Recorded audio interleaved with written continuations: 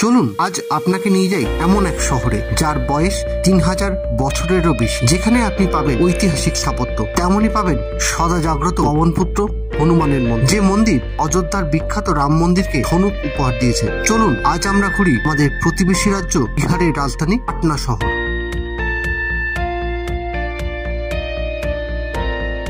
Good morning, travel destination রবি পরিবারের পক্ষ থেকে একটা সম্পূর্ণ নতুন ব্লগে আপনাদের প্রত্যেককে স্বাগত।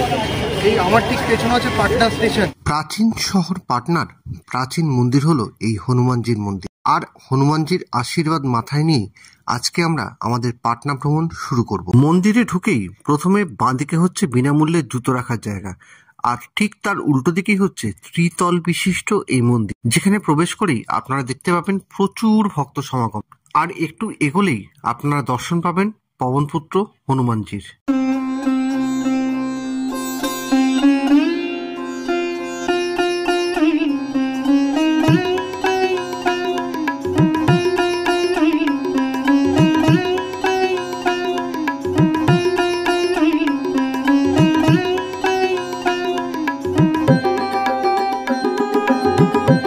ভক্তরা যে শুধু মন্দির দর্শন করে তা নয়, এখানে বসে অনেক ভক্ত 108 বার হনুমান চালিসাও পাঠ করে। এবারে আসি মন্দিরের দোতলায়, যেখানে আপনি বিভিন্ন দেবদেবীর মূর্তি দেখতে পারবেন।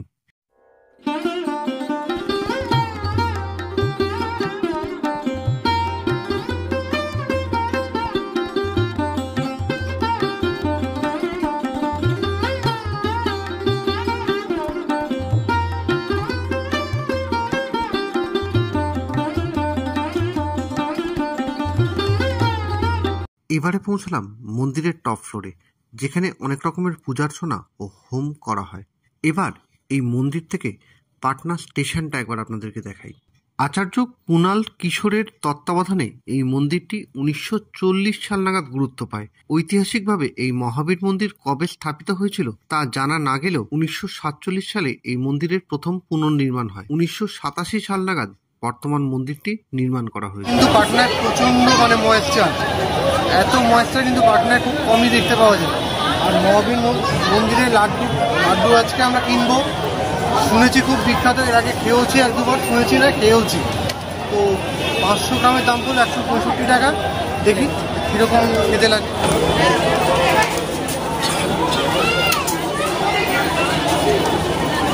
এখানে দাঁড়িয়েই হেভি গন্ধ যাচ্ছে, পুরো ঘিয়ের গন্ধ। দেখি খেতে কেমন। না, ঘিয়ের লাড্ডু যেরকম হওয়া উচিত ঠিক সেরকমই, এটা কিন্তু হাইলি রিকমেন্ডেড। পরবর্তী গন্তব্য ছিল পাটনা শহরের অন্যতম দর্শনীয় স্থান গোলঘর। চলুন ঘুরে দেখি। কাটতে হয়, টিকিট মূল্য 10 টাকা করে। এই গোলঘর নামটির সঙ্গে এক বিখ্যাত দুর্ভিক্ষের নাম জড়িত আছে।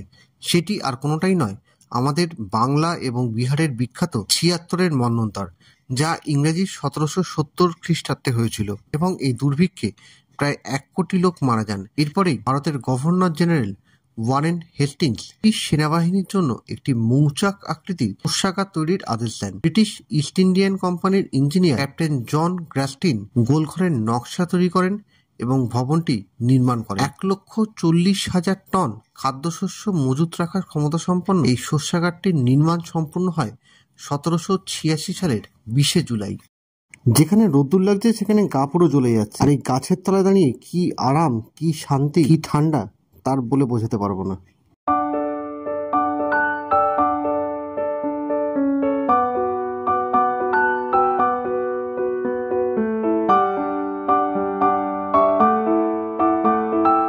এর আগেও আমি 1-2 বার গোলঘর এসেছি, কিন্তু এবারে গোলঘর এত সুন্দর করে সাজানো হয়েছে, যেটা কিন্তু আগে 2-1 বার এসে কোনোবারই দেখতে পাইনি।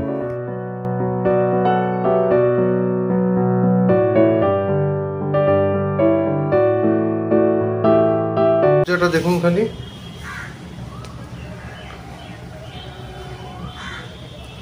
কত পুরু, কাঠেরই দরজা, কতটা ভারী হতে পারে, দরজার কবজাগুলো দেখলেই বুঝতে পারা যাবে। এইদিকে হচ্ছে গোলঘরে ওপরে ওঠার সিঁড়ি।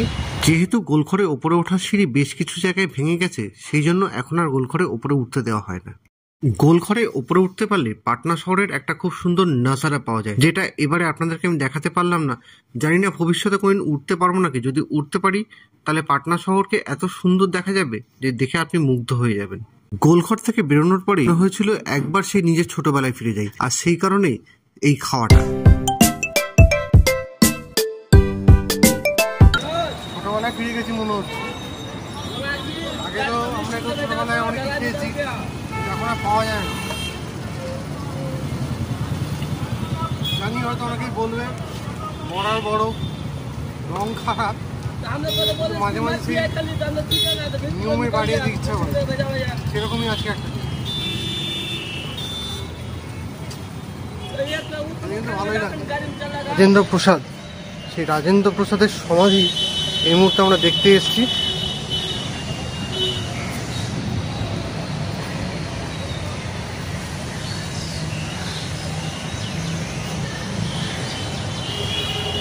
ভারতের স্বাধীনতা সংগ্রামে মহাত্মা গান্ধীর নাম আমরা সবাই জানি।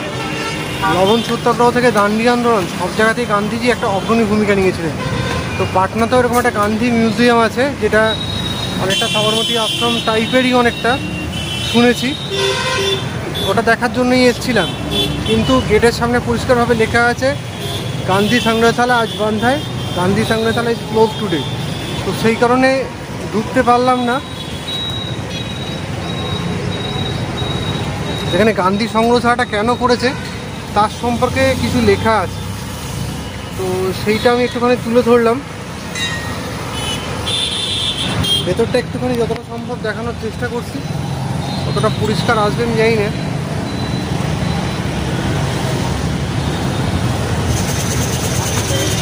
এটা হচ্ছে মোটামুটি ভেতরটা। যাই হোক, আপনারা যদি পারেন অবশ্যই আসবেন। আমি পরে আবার যখন পাটনা আসবো তখন এটা ঘোরার চেষ্টা করব, এবং তখন এটা আপনাদের কাছে অবশ্যই তুলে ধরবো। কথা দিলাম। এই পাটনার গান্ধী ময়দানে এখানে একটা গান্ধী মূর্তি পার্ক হয়েছে, ঠিক আছে? তো ওটা তো দেখতে পেলাম না, গান্ধী সংগ্রহশালাটা। এই পার্কটা একবার ঘুরে দেখে নিই, আমার সঙ্গে আপনারাও ঘুরুন।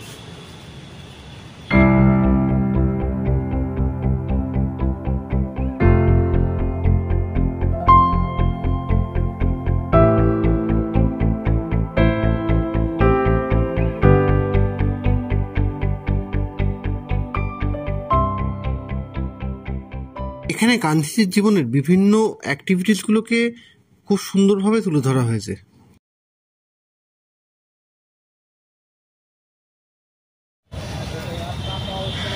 বহুদিন মধ্যে কাঠবেরেলি দেখলাম, এখন তো আমাদের ওখানে এখন দেখাই যায় না। পাটনা শহরের গান্ধী পার্কের পরিবেশটা কিন্তু খুব সুন্দর। ব্যস্ততম শহরে হর্নের ক্যাচক্যাচানি থেকে মুক্তি পেতে আপনাকে কিন্তু মন ঠান্ডা করার জন্য এই পার্কে একবার হলেও আসতে হবে।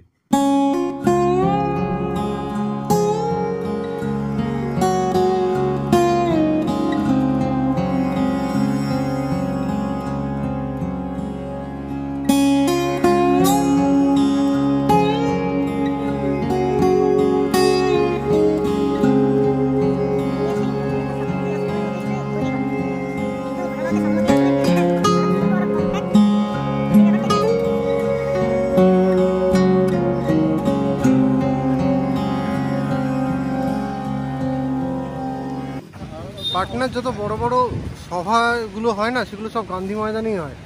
আর এটা হচ্ছে সেই মঞ্চ যেখান থেকে মানে নেতারা ভাষণ দিয়ে থাকেন। আর রিপাবলিক ডে সেলিব্রেশন আমি জানি না কতটা ভালো করে পরিষ্কারভাবে দেখাতে পারবো। তো দূরে এই যে সাদা মতো দেখা যাচ্ছে, এখানে কিন্তু রিপাবলিক ডে সেলিব্রেশনটা হয়ে থাকে। এই হচ্ছে পাটনার গান্ধী ময়দান। আমাদের পরবর্তী গন্তব্য ছিল বিখ্যাত মিষ্টির দোকান গোকুলে। আর গোকুলে আমরা গেছিলাম পাটনার বিখ্যাত লাড্ডু খেতে।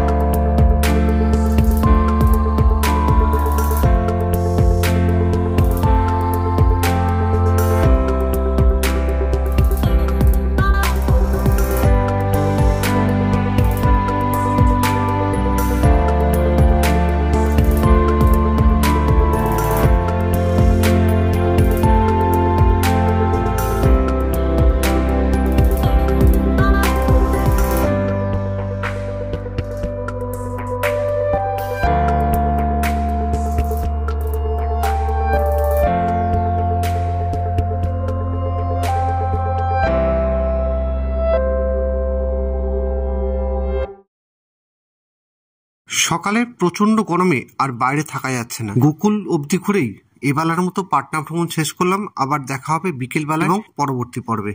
ততক্ষণ সঙ্গে থাকবেন, দেখতে থাকবেন, ভালো থাকবেন, সুস্থ থাকবেন।